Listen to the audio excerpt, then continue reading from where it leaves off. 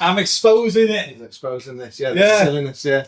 Well, before we get into it, just a bit of housekeeping, really, because this is probably the start interview now. Cool, man. Let's do it. So a bit of housekeeping. This interview, the full length of it, will be on YouTube. So click on the link in the description for that, and this will be on all our socials for Unlock and all that sort of stuff. Yeah, Yeah, very much so. Let's do it. Yeah. So promote. Before we go any further, hello to the audience and welcome back to Eiffel on this rainy day. Hello, both of you. Hope you're okay. Well, that's not what the numbers say. No, of course, no. Not having that rumour spread maliciously. Here we see the numbers. Of course. Someone's burning something. It smells nice, actually. It smells really... It sounds very bonfire, isn't it? Welcome. Is this the first time you've been on a boat? Or is it... I know it's the first time I've been here. First time I've been here, but I think the last time I was on a boat was my friend's wedding. I was going to say, what do you think of Eiffel? I think I could live on a boat like this. Or Aether herself. It's... Did you say what? Aether? Eiffel. You said Aether? I don't know what the boat's Eiffel. called. Eiffel. Yeah. Eiffel. Eiffel Fools. It's... yeah, I think I could live on this boat. Me and my two cats could live on a boat like this. Fine. Shall we close these doors, actually? Because it's... Because the smoke's getting in. And plus, I don't want to leave it smoky. No, of course. Smooth criminal and it's grey and all. Someone comes on and goes, what's going on here? Exactly that, yeah. But anyway, we're digressing because we're here for a very particular reason. Because you, my friend, you're a talented person, aren't you? So my mum says, yeah. She one of the viewers? She's my mum and my dad, and that's it. Oh, fair enough. Yeah. Well, again, tell us and the audience, because we've had a meeting before this. Yeah. Esposito's. Esposito.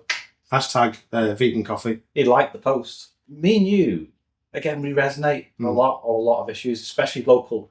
Yeah. And that's what we want from the town. But tell the audience what you do and why you do it. I formed a band called Warped in the 90s, and we were everywhere, releasing albums and all that kind of stuff. And then a band called the Fireflies after that, about 15 years in that band. And I formed the Far North about 5-6 years ago. And we got off to a flying start. It's been brilliant. So just about to release my third album, Songs for Weather and Storms. 22nd? 22nd, which is perfect. No, 21st it's out. 21st. Oh, yeah, Gig's you out. got the gig on Big gig in Runcorn. We'll talk about that later. But yeah, Songs for Weather and Storms very apt on the day we're currently enjoying on the water. So I've just been doing it for a long time, really. And this is a very acoustic kind of project. And I think this is my best batch of songs. And the album, the single Mountain Song came out on Halloween. And a lot of people enjoyed it. Yeah, a lot of people enjoyed it, so that's kind of where I'm at with that. Really, Excellent. It's ever so fun, and it's nice to do something locally at last because because you're a bit of a world traveller, aren't you? You've been around a bit. yeah. I've played everywhere apart from here, I think. Well, the last gig the Fireflies played was the so it's Society, the bar that we're playing on the 22nd. The album launches at Society, 33 Ashridge Street, I must say. Hi Alex. And the last gig the Fireflies did was there because Alex made us our own beer, Northern Lights, to promote our final album.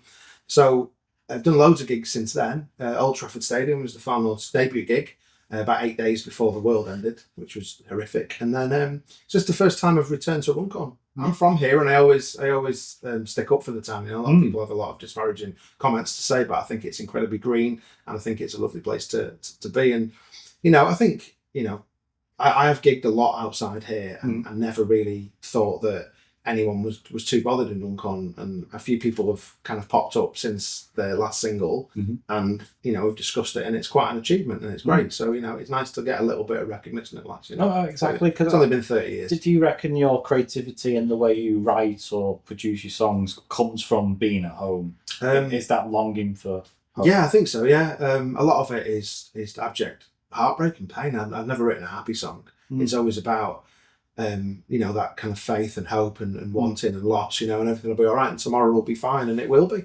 and that's what I write about. I only write about what I know. I very rarely write in the third person.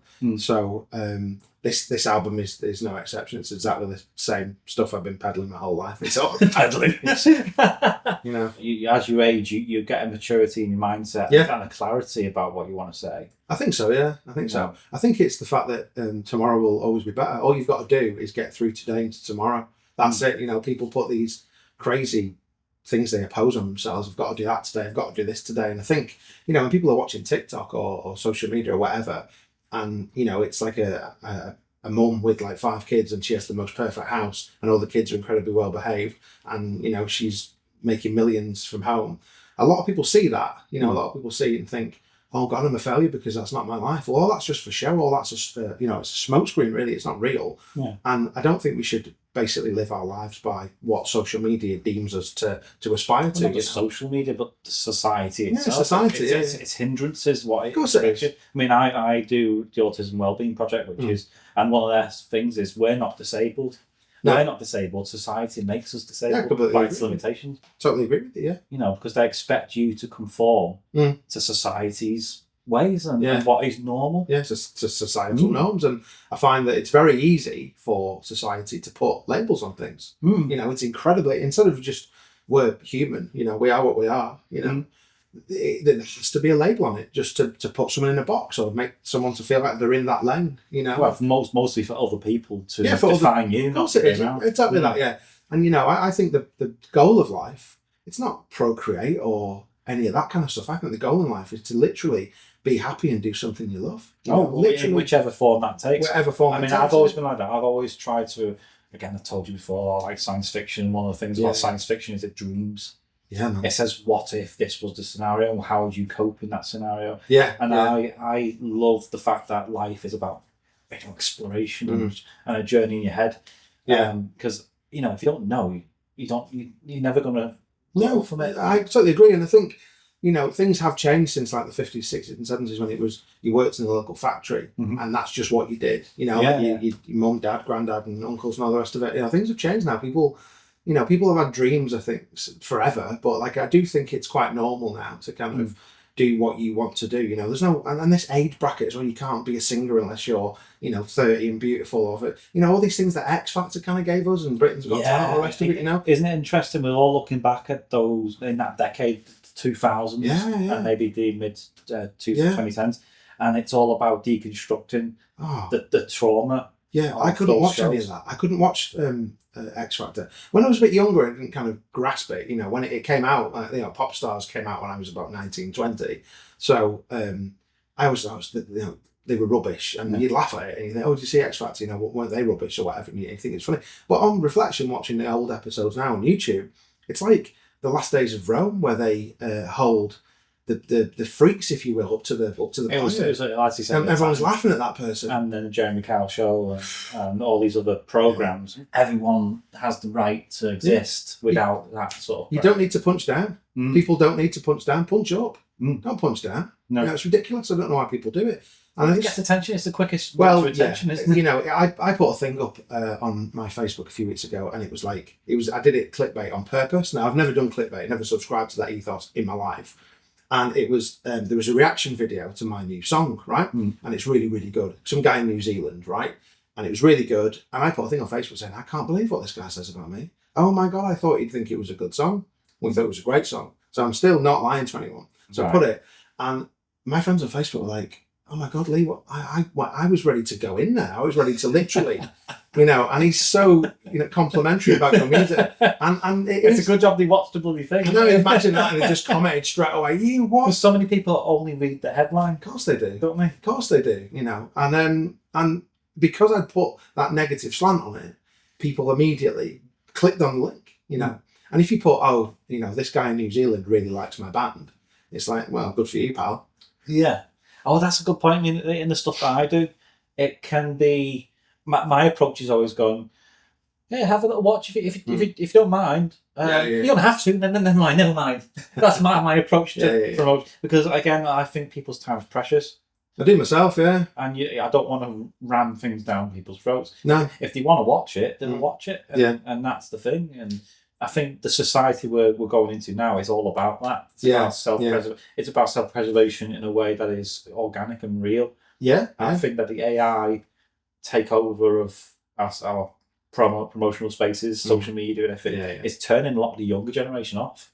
I've heard that, and that's good, really. A lot of people are leaving social media. Yeah, it's great. Exactly. I joined Facebook in 2007, so I was about 27, 28, and I thought it was amazing at the time. It was like a better version of, a more galvanized version of MySpace. You put your music on. SMS Messenger. That kind of thing. And I just think, I look at it now and I just think people, like there's a guy that I work with, a guitarist, and he's only just hi Tony, he's only just joined Instagram, right? And he started using it. I never knew what it was really. So I said, well, you can put, it's quite a safe space. Instagram, it's quite nice. I think. I like it. And he started like putting pictures up of stuff of like his guitar and all that kind of stuff, and it's getting likes, sharing some of my stuff, and it's a nice community. I don't know how Instagram's kind of lasted really, especially under the umbrella of Meta. Yeah, it's strange. Yeah. I think it is what you make of it. Instagram. It's the creative sphere. Where you can just put your creativity into it. And people come or they don't. It's all based on hashtags, isn't it? I've always found self-promotion to be quite difficult. I don't know if it's part of my personality or whatever, or is that the zeitgeist with people? I know you see this subscribe and like and hit that and do this and let's have a watch party and let's all do that kind of stuff, but that's never been my jam. It's never been something I've wanted to do. If I've created some art and I want to put that art out, then I'll say, right, my new album is out now, my new video is out now, and here it is, but all the song and dance around it, and that might be to my detriment. That the hard work you've put in to your writing, your music, and that, it's paying off. That is, oh God, it's been incredible for about 10 years. It's a life affirming. Yeah. Well, what you do, I wish I could do what you do. I've never. It's not in a jealous way. It's just I admire it. Thank you. I've never practiced it really. I just do it. Like when I write a song, it just falls out of the air. I get my guitar out, and it's just the words are formed, the chords are there. I often think the covers. I often think this is by someone else. And there's a little riff at the beginning of one of my songs off my Far North's first album, Runaway. There's this little riff, do do do do do, and I was convinced that was another band. I was like, that is 100% another band. I never heard it since. I don't know if it is. I hummed it into Shazam. I put my song into Shazam, listening on another phone. I don't know. See, I'm fascinated by that because not Shazam, but the fact that you always think you can't recreate the wheel. You can't recreate. Oh God, yeah, you definitely can. But then people do all the time. Yeah. I don't mind if people think my music is reductive or derivative. It doesn't bother me because I'm a guy with an acoustic guitar singing these songs that I've written, and that's the end of it. What I mean? You don't need, math sheets or like say that, make the week. You don't need anything like that. It's just literally my voice, songs from my heart, my soul, and there they are. And that is it. There's nothing else to it. I'm not trying to do anything else. And that's why it stands out. In this new generation of people who are looking for authenticity, is this real? Is this raw? It's very real, yeah. In a decade or more of, like, say, X Factors and synthesize, and then it's all manufactured. Well, it's had the fingerprints washed off it, It just has. And when we did my first album, Songs of Gentle Souls, we hired Nigel Stonier, the very well-known, Americana / kind of bluesy, rootsy producer. And that's what we set out to do with that album. That's what we set out to do with all three of my albums, Just make something that's got a bit of spill on it, a couple, not mistakes like, the glaringly obvious, but just here and there where the fingerprints, where someone real played that song, where someone real sang that song, there's no auto-tune or whatever, That's the thing. When things get remastered, like movies in particular, they get remastered, and they lose a little bit of it. They do really, yeah. I remember I went to see, well, I say I remember, it was a week ago. I went to watch... One would hope you remember it. Of course I remember it, in the old days. I went to see Back to the Future 40th anniversary Saturday before last. Oh, no way. And it was in 4K, and it was incredible. But there was a little bit of it lost, I must say. It looked amazing. But the thing is, in that film, they do make an effort to make it look period. Yeah. Like it's in keeping with the decade. It does, yeah. And I went to watch a few months ago. I saw the Indiana Jones, the original trilogy. So I watched Raiders, Doom, and then Last Crusade in order on like a Sunday afternoon on my own, and it looked so good. Yeah. And I was thinking, wow, this looks amazing. Like it's obviously like 8K or whatever. I'm like, oh my goodness. But then halfway through the second film, I was like, this doesn't feel like it was the film I watched with my mum when I was about 6. What I mean? It's smaller screens. Yeah, it's just like the spectacle of it. You see the static in the screen. Yeah, you really do. Yeah, but in films now you don't. I know some films are re-adding grain. Yeah. Oh really? I didn't know that. Yeah. And it is. I think life is really what you make it. Steer your life where you want it to be steered. In an individualist way. Yeah. I think one of my friends, Jack, he always says to me, always listen to the voice that's just yours. Like you said, by committee. A camel is a horse made up by a committee. Too many people get involved. And I just think you can definitely steer your own ship, you know. And if you're doing it respectfully and you're doing what you want to do, then I think we should. And I think so many young people are getting onto that now. Oh yeah, because they've lived their whole life with this technology, and it feels like they're behind glass. Oh, totally. Yeah, I think and they've broke the glass. I think that's and right. They're their own people as well. Yeah. So then that's really good. I'm really optimistic about the young people of this generation. Yeah, I think so. I think so. And also, again, what I'm doing with Unlock is that I've always, since I started, I've tried to be as authentic as myself. Yeah. I've tried to champion as many local organisations who are doing the same thing that we are. Yeah. Musicians. Yeah. You know. Yeah, I think it's getting to the point, because I first heard of you through Colin's interview. I was like, no way. It wasn't that long ago. It wasn't long ago. I was like, no way, it's Colin Havey, man. That's awesome. Like, Colin's a mate of mine. He puts on the Giggle Shack. It's wildly successful. I missed the last one. It was at Halton Stadium, wasn't it? Was that the last one just in Helsby, though? No, they don't go. I don't think they do Helsby anymore, do they? No, that's what I mean. Wasn't it the last one? He's not stopping the Giggle Shack. No. I didn't think. I missed the last one he just did. Oh, sorry, I thought you meant the last. Yeah, one. I was like, poor choice of words. No, I missed the latest one. Because what Colin's doing is so important, and he's just one dude that's done this incredibly successful. Yeah. The likes of Gary Delaney, you know, he's getting all these people. You know, I went to one in Society a couple of years ago, and it was so funny. And then when I saw your interview with Colin, I thought, that is what we're supposed to be doing, man. You know, champion the guy that's doing something. He's got off his exactly. I obviously been to his Giggle Shack once before. No, I hadn't up to that point, but I was covering something else, another thing, the murals, which is a part of the other thing which Society was doing, and it all snowballed. Who's the artist?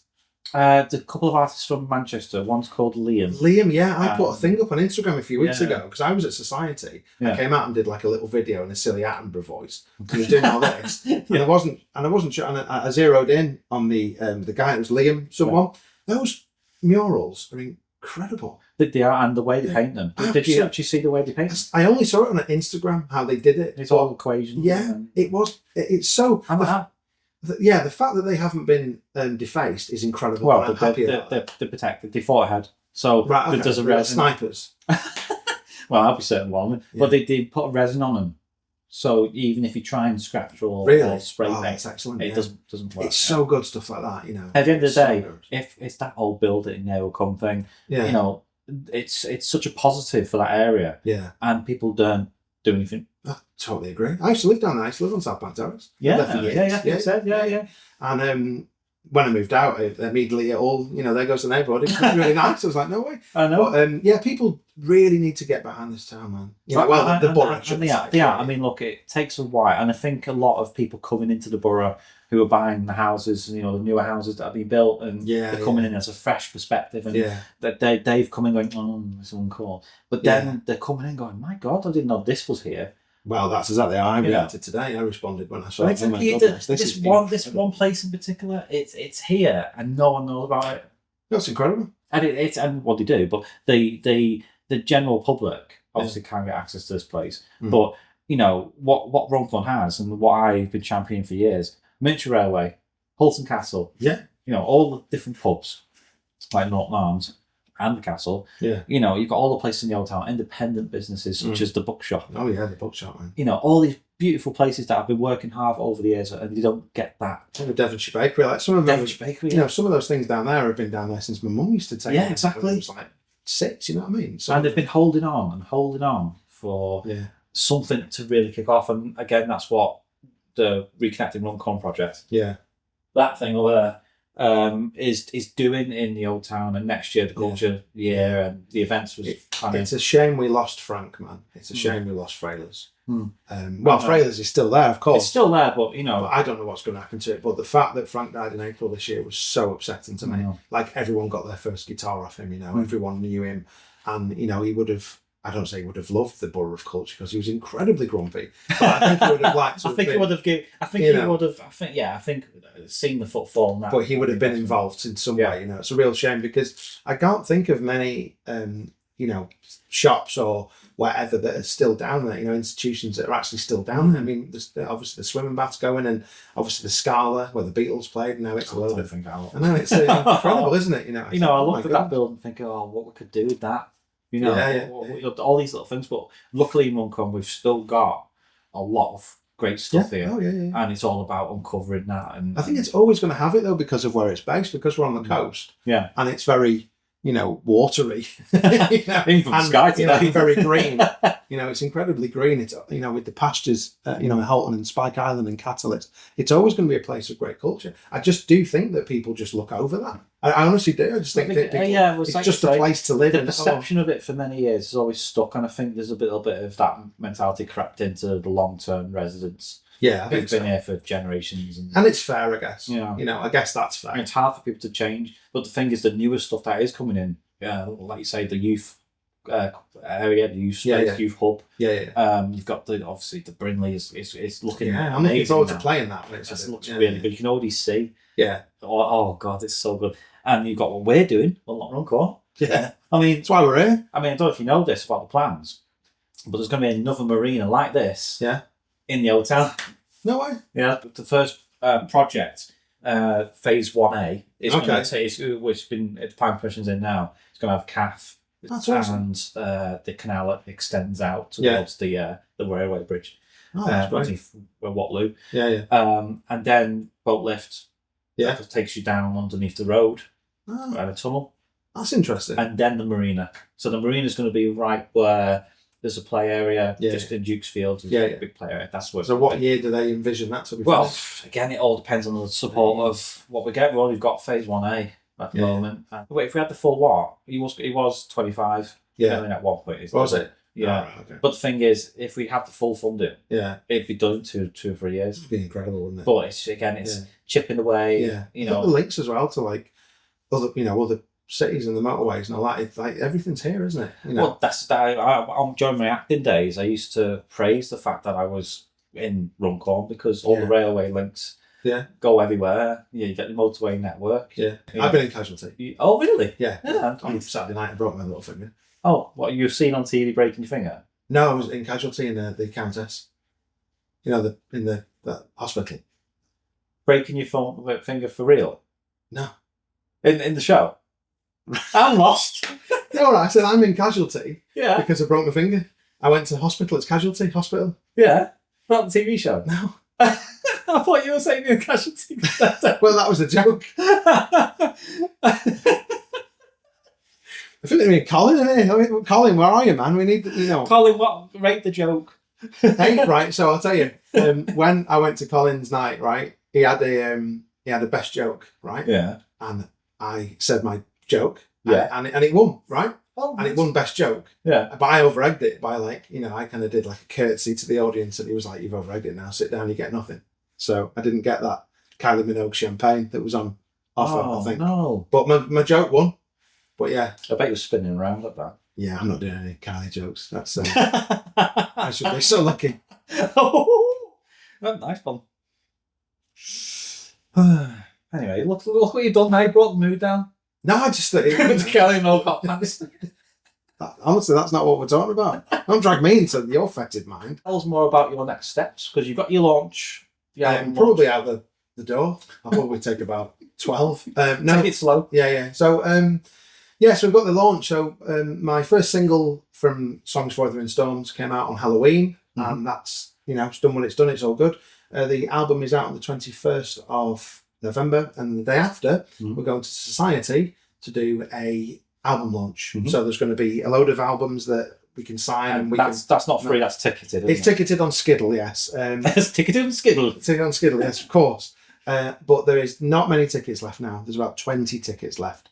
I think there's been 20 tickets left for about 4 months. It's been highly irritating, actually. Yeah, I think that in the same way these boats, just because you buy the tickets on sale. Tickets are on sale for the boat cruises now for Christmas, but people wait until last minute. Yeah, well, that's what everyone said.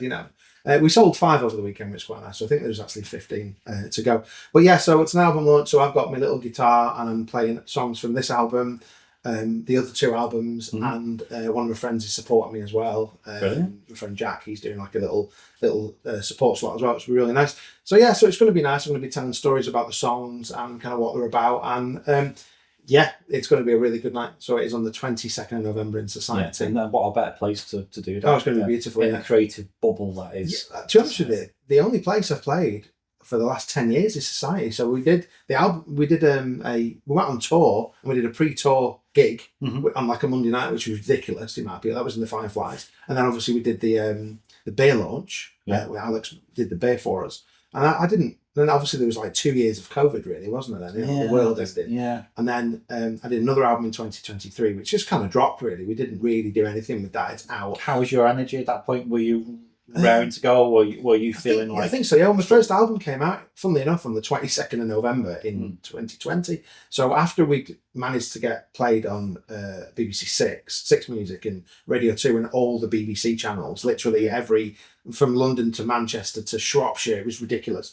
But it was still in COVID, so it wasn't very. We couldn't really do anything. So we're doing these like live sessions on Zoom and all that, which was quite nice, really. So then when the second one came out, it was a bit.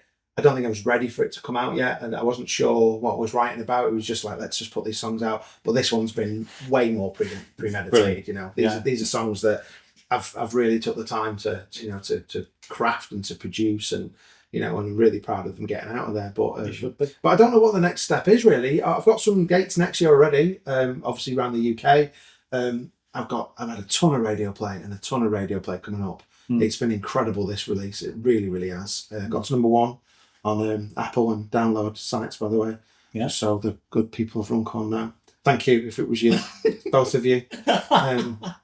Yeah, but no, it's been a lot of fun. It's going to be a really busy. And you released the music video, and it was pretty good. Thank you very much. I love the tone of it. Yeah, it's really nice. It's so well. We wanted to give it that local, flavour, with the bridge and all the rest of it, up Runcorn Hill and all the rest of it, and obviously the hoedown at the end is it's Society, with me and my friends. So that's a really, really nice way to end the video. Yeah, and that's there for people to enjoy. So venues in Runcorn and Widnes. Hopefully, I will play. If anyone wants me to play locally, I will obviously do a set. Obviously, we do. Well, I'd like to think so. I don't want that kind of local fatigue, because when I was in my first band, Ward, we'd just play everywhere every night. But I guess in like 95, 96, you could play a different venue every night, you know what I mean, in Widnes and Runcorn, and it was be packed with people. Yeah. And then it kind of, I think it's only fizzled out the last 5 years. So now it's like big events only, isn't it? But I would like to see band nights and what. I know there's open mic nights and such, but I would like to see band nights and people playing on a Monday night in the Welly in Widnes. That used to be a good one. Peter stood on the Welly, the Vic and the Ball and all those gigs in Widnes.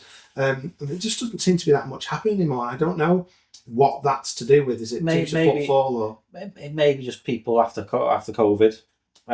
Things have just taken so long to sort of get back into that room again. Yeah. People are scared to invest. Potentially, yeah. We're not in a massively great economy. Not really. Right now. Not really. So people are scared to invest unless it's a dead cert. Yeah. But we're going to have to end this interview now. It's been we could talk for hours. We talk for hours. I mean, let's reconvene another time. I think we should. Steve, is there anything you want to say or shout out to now while we're here? No, I just wanted to say, just find my music. It's The Far North. It's on all socials and all that kind of thing. I'm not great at selling it, because it's not. Isn't that my job though? I get to sell you. It's Stephen's job to do it. I get to pimp him out. So if you want to listen to my music and watch my videos and all the rest of it, it is there. I'm doing a show at Society on the 22nd of November. It's going to be incredible. I'm going to be telling stories about the band and the music and all the rest of it, and it's going to be really good. It's going to be really fun. So but thanks for having me, Matt. No, thank you for doing what you're doing, and also for reaching out as well. Yeah, man. Because to me, we're all in this together. We're all doing it for the right reasons, and this town needs more.